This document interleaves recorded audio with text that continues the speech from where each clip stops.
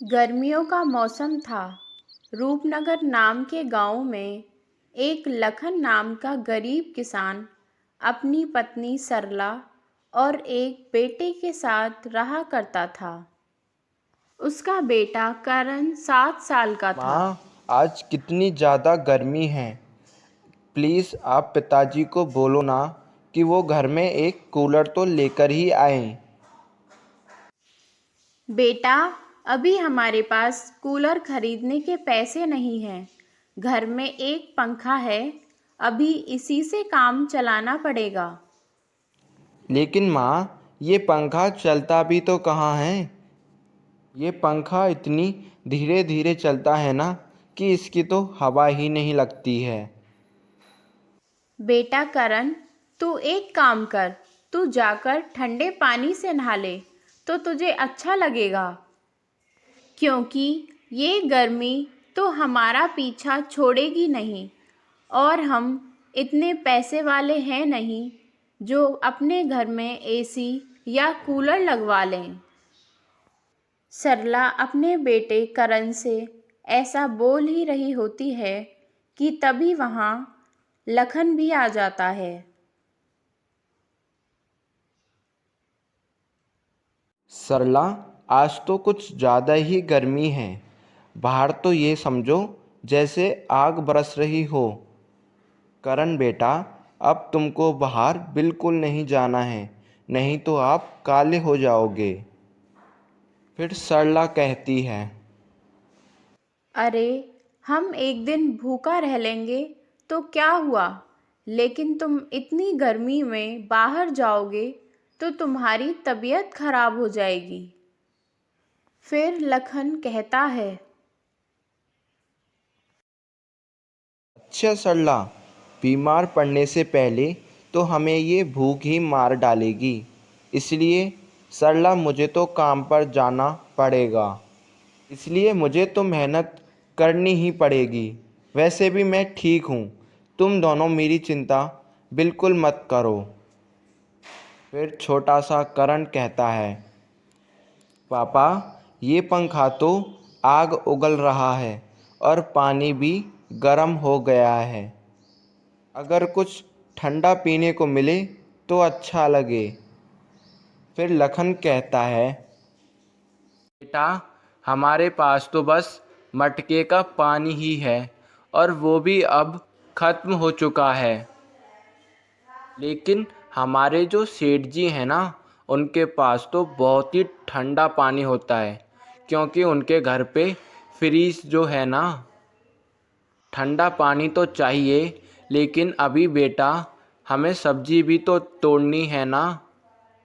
मैं काम जब करके आऊँगा, आते वक्त मैं सोचूंगा कि क्या करना चाहिए। तू टेंशन मत ले बेटा। तभी फिर सरला कहती है। मैं तो कहती हूँ कि आज आप बाहर मत जाओ। देखो ना, करण की भी तबीयत खराब हो रही है। आज गर्मी सच में बहुत ज़्यादा है। फिर लखन कहता है। नहीं सरला, ये तुम क्या कह रही हो। ये तो तुम बहुत ही गलत कह रही हो। मैं तो काम पे आज ज़रूर जाऊंगा। मेरे होते हुए करण और तुम कभी भूखे नहीं सो सकते हो। जब तक मैं हूँ, तुम हमेशा एंजॉय लोगे। और मैं अगर आज सब्जियाँ तोड़कर नहीं आया तो वो सब्जियाँ सड़ जाएंगी। और सरला, जिसकी वजह से कोई सब्जियां लेने भी नहीं आएगा। इसलिए अब मैं सब्जियां तोड़ने जा रहा हूँ। लखन अपनी पत्नी और अपने बेटे की चिंता दिल में लिए हुए भी घर से बाहर निकल पड़ता है। बाहर सूरज आग बरसा रहा था, लेकिन लखन पसीने से लथपथ होकर भी खेत की तरफ निकलता है।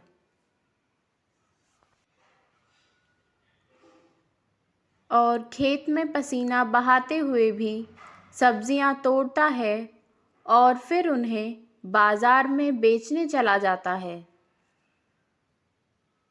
उसकी छोटी सी दुकान पर कुछ ग्राहक आते हैं। अरे भाई, आलू कितने रुपए किलो हैं? अरे भाई, आपके लिए तो सिर्फ 20 रुपए किलो हैं, ले जाओ। सबसे अच्छे और ताज़ा आलू आपको मेरे ही ठेले पे मिलेंगे। फिर वो कहता है, भाई देख, मेरे घर में खाने के लिए कुछ नहीं है, मेरे पास सिर्फ 20 रुपए हैं। अगर सिर्फ 20 रुपए में ही तुम 1 किलो दे सको तो दे दो, तुम्हारा बहुत एहसान होगा भाई। एक तो ये इतनी ज़्यादा गर्मी हो रही है, इस गर्मी की वजह से मैं काम पे नहीं जा पा रहा हूँ, इसीलिए मैं पैसे भी नहीं कमा पा रहा हूँ और घर में खाने के लिए कुछ भी नहीं है। फिर माधव कहता है, चलो कोई बात नहीं भैया, मैं तुम्हें 1 किलो आलू के साथ थोड़े बहुत टमाटर, हरी मिर्च भी दे देता हूँ, ताकि भाई तुम्हारे घर वाले पेट भर के खाना खा सकें और चैन से सो सकें। ऐसे बुरे वक्त में इंसान ही तो इंसान के काम आता है। लखन उस ग्राहक को सामान देता है और फिर शाम को अपनी सारी कमाई समेटकर घर निकल पड़ता है। सरला, आज मैंने एक बहुत ही अच्छा काम किया है। आज मैंने एक इंसान को टमाटर और आलू दिए।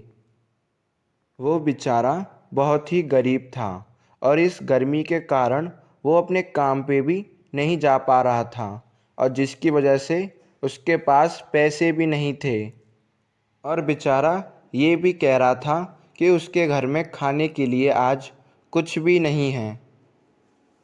अगर आज मैं उसको सब्जी नहीं देता तो वो बेचारा और उसका परिवार भूखा ही सोता। फिर सरला कहती है, हाँ जी, करण ठीक कहता है। आज दिन भर गर्मी से हालत खराब हो गई है। फिर लखन कहता है, मैं और क्या करता सरला।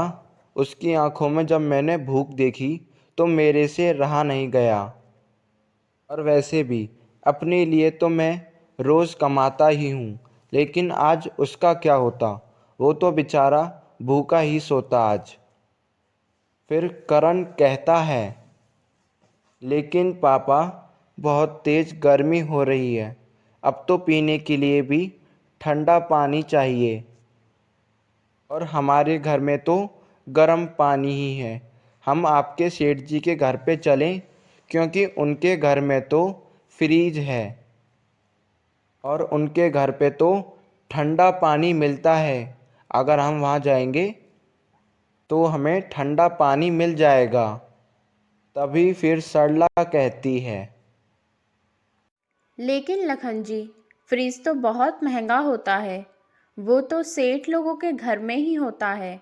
हम जैसे गरीबों के पास इतना पैसा कहाँ। करण और सरला, अगर तुम लोग ठंडा पानी ही पीना चाहते हो तो तुम चिंता मत करो, मैं कल ही बाज़ार जाकर एक नया फ्रिज लेकर आऊँगा। तो फिर आराम से घर पर ही ठंडा ठंडा पानी पीना और बर्फ़ बनाना। और अगर तुम सेठ जी के घर पे पानी पीने जाओगे तो वो नाराज़ हो जाएंगे और बात भी बिगड़ सकती है। इसलिए तुम चिंता बिल्कुल मत करो, मैं कल ही तुम्हारे लिए एक नया फ्रिज लेकर आऊँगा। फिर ये सुनते ही करण बोलता है, क्या सच में पापा, आप फ्रिज लेकर आएंगे? फिर तो हम भी घर पर ही ठंडा पानी पी सकेंगे और पापा, हम अपनी सब्जी और खाना भी सब कुछ फ्रिज में ही रखेंगे, जिससे कि वो ख़राब ना हो। फिर सरला बोलती है, अच्छा छोड़ो ना, आप बहुत थक गए हो, अब आप आराम कर लो, सुबह देख लेना। पहले आप अब खाना खा लो, बाकी सब तो बाद में सोचते रहना। सरला, मैं कुछ ना कुछ तो ज़रूर करूँगा। मैंने अपनी मेहनत की कमाई से थोड़ा थोड़ा जोड़कर कुछ पैसे इकट्ठे किए हैं। कल मैं बाज़ार जाकर देखूंगा, शायद कोई अच्छा और सस्ता सा मुझे फ्रिज मिल जाए। पापा, आप जल्दी लाना फ्रिज, क्योंकि मुझे अब रात में फ्रिज के ही सपने आने वाले हैं। अब जब फ्रिज घर पे आ जाएगा तभी मुझे सुकून की नींद आएगी। माधव बोला, हाँ बेटा, मैं पूरी कोशिश करूँगा। मैं सुबह ही शोरूम पे जाऊँगा, शायद कोई उपाय मिल जाए। चलो ये सब छोड़ो, पहले खाना खा लेते हैं। लेकिन अब दिल में बस एक ही बात है कि अपने घर में भी एक फ्रिज होना चाहिए और ठंडा पानी हम भी पिएंगे अब। लखन अपने परिवार की छोटी छोटी खुशियों के लिए फिर से हौसला बटोरता है। सरला स्नेह से थाली परोसती है और करण ठंडे पानी के सपनों में खो जाता है। लखन के मन में एक नई चेतना जाग चुकी थी। अपने घर में भी फ्रिज होगा। वह मन ही मन अगले दिन की योजना बनाने लगता है। उम्मीद की एक नन्ही लौ के साथ और अगली सुबह बाजार के लिए निकल जाता है। भाई साहब, वो कोने में जो सफ़ेद रंग का फ्रिज रखा है उसका क्या रेट है? मुझे बस ऐसा ही कुछ चाहिए जो मुझे ठंडा पानी दे सके और थोड़ा सा सस्ता भी हो और ज़्यादा बिजली ना खाए, ऐसा फ्रिज चाहिए मुझे। दुकानदार बोलता है, अच्छा वो छोटा वाला, वो तो सिर्फ 14,000 का है। बिल्कुल अच्छा मॉडल है और बिजली भी कम खाता है और ठंडक बहुत ही अच्छी से देता है। वैसे भी आज के ज़माने में तो लोग ऐसे ही नए ब्रांड वाले अच्छे खासे फ्रिज लेते हैं। आप बताइए आपको कौन सा चाहिए? फिर माधव कहता है, 14,000 रुपये? अरे भाई, इतना महंगा? मेरे पास तो कुल मिलाकर सिर्फ 3,000 रुपये हैं। भाई, मैं तो बस ये सोच के आया था कि इतने पैसों में ही कोई अच्छा सा छोटा मोटा फ्रिज मिल जाएगा, लेकिन भाई ये तो इतना ज़्यादा महंगा है। दुकानदार बोलता है, अरे भाई, आप क्या लेने आए हो? 3,000 रुपये में इस शोरूम में तो आपको कुछ नहीं मिलने वाला है। अरे भाई, आप शोरूम में आए हो, यहाँ तो सब नया और ब्रांडेड सामान मिलता है। आपको तो 3,000 रुपये में अब एक पंखा भी नहीं मिलेगा और आप यहाँ 3,000 रुपये में फ्रीज लेने आए हो, वो भी ब्रांडेड वाला। आप गलत दुकान पे आ चुके हो। आपको सच में फ्रीज ही चाहिए या फिर कुछ और चाहिए? माधव बोला, अरे नहीं नहीं भाई, मुझे तो फ्रिज ही चाहिए था। वो क्या है ना, घर में बहुत ही ज़्यादा गर्मी हो रही है। मेरा एक छोटा सा बेटा है और वो ठंडा पानी मांगता है और मेरी पत्नी भी इस गर्मी में परेशान रहती है। कोई पुराना मॉडल या फिर कोई सस्ता सा छोटा सा फ्रिज नहीं मिलेगा क्या? बस ठंडा पानी कर दे और कुछ ज़्यादा नहीं। बस इतना ही काफ़ी है, बस ठंडा पानी कर दे। दुकानदार बोलता है, अरे यहाँ ऐसा कुछ नहीं है भाई, ये शोरूम है, यहाँ पुराना सामान आपको कैसे मिल जाएगा? यहाँ तो सब आपको नया और चमचमाता मिलेगा, यहाँ पुराना कुछ नहीं है। वैसे तुम किसी कबाड़िया से 500 में पुराना फ्रिज लेके आ सकते हो और अगर चाहो तो तुम इसे ईएमआई पे भी ले जा सकते हो। आज का तो वैसे भी ज़माना ही ये है, हर कोई किस्त पे ही लेता है। आप भी ले लो। माधव बोला, अरे नहीं नहीं, मैं भाई किस्त पे नहीं लूँगा, ईएमआई पे। मैंने सुना है कि इंसान बर्बाद हो जाता है। आज 600 रुपये देंगे, फिर कल ब्याज चढ़ जाएगा, फिर हम कर्ज के पैरों तले दब जाएंगे। मैंने गांव में सुना है, लोग किस्तों के चक्कर में अपना घर तक बेच देते हैं, लेकिन मुझे ऐसा नहीं करना। मुझे अपनी मेहनत से ही फ्रिज खरीदना है। फिर दुकानदार कहता है, फिर तो आप इस गलत जगह आ गए हैं। आपको 3,000 रुपये में तो यहाँ कुछ नहीं मिलेगा, लेकिन आप एक जगह जा सकते हैं जहाँ आपको 3,000 रुपये में ही एक अच्छा खासा छोटा सा फ्रिज तो मिल ही जाएगा। यहाँ से बस 20 कदम दूरी पर एक दुकान है, वहाँ आपको फ्रिज मिल जाएगा। यहाँ से बस 20 कदम दूरी पर ही है, वहाँ जाइए और आपको मिल जाएगा।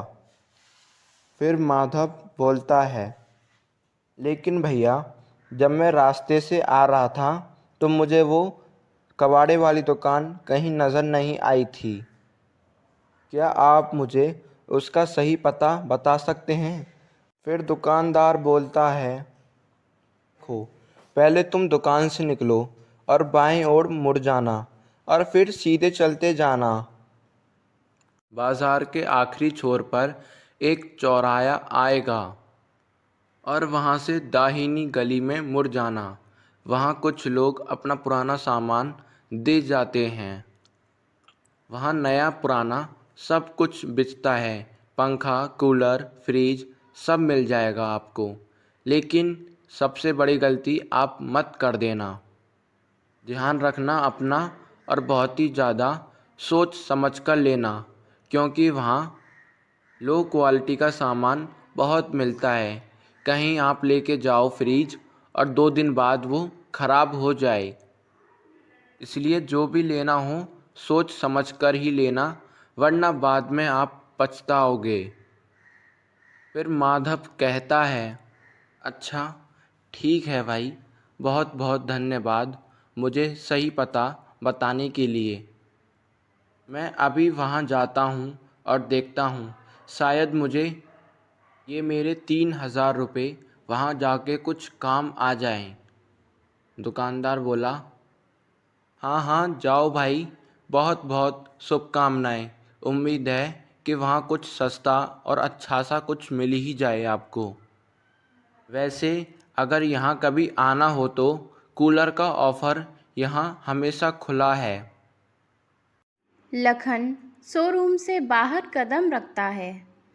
अंदर के फ्रिज मानो जैसे उसे अपनी ओर खींच रहे हों, लेकिन जेब में पड़े 2,000 रुपये उसे ज़मीन पर टिकाए रखती है। चेहरा उदास है, लेकिन मन में अभी भी एक उम्मीद की लौ जल रही है। वह दुकानदार के बताए हुए रास्ते पर जाता है, यही सोचकर कि शायद पुराने सामान की दुकान पर किस्मत उसका इंतज़ार कर रही हो। कुछ देर चलने के बाद वह एक पुरानी और सादा सी दुकान पर जा पहुंचता है। दुकानदार भैया, ये जो फ्रिज यहाँ रखा हुआ है, ये क्या यहाँ बिक्री के लिए रखा हुआ है? क्या आप इस फ्रिज को बेचना चाहते हो? दुकानदार बोलता है, हाँ भाई, ये बिल्कुल बिकाऊ है, इसलिए ही तो यहाँ रखा हुआ है। क्यों, आपको चाहिए? फिर माधव कहता है, हाँ भैया, मुझे फ्रिज चाहिए। घर में बहुत ही ज़्यादा गर्मी है। मेरा बच्चा बहुत ही ज़्यादा ठंडा पानी मांगता रहता है और मेरी पत्नी इस गर्मी की वजह से बहुत ही ज़्यादा परेशान है। लेकिन आप पहले ये बताइए कि इसकी कीमत क्या है, क्योंकि मेरे पास ज़्यादा पैसे नहीं हैं। फिर दुकानदार बोलता है, इसका दाम 1,700 रुपये है और इससे बिल्कुल भी कम नहीं करूँगा मैं। देखो भैया, फ्रिज बिल्कुल बढ़िया हालत में है, मैंने खुद चेक किया है। ठंडक भी बढ़िया देता है और बिजली भी कम खाता है। इस दाम में आपको अब इससे अच्छा नहीं मिलेगा। यही अच्छा मौका है, आप इसे ले जाओ। माधव कहता है, अरे भाई, ये तो मेरे बजट में आ रहा है, लेकिन मैं इसे एक बार पहले चेक करके देखूंगा। क्या पता नहीं चला तो कहीं फिर ऐसा ना हो जाए मैं इसे घर पे ले जाऊं और ये घर पे ना चले। इसलिए भाई मैं एक बार इसे चेक करके ज़रूर देखूंगा।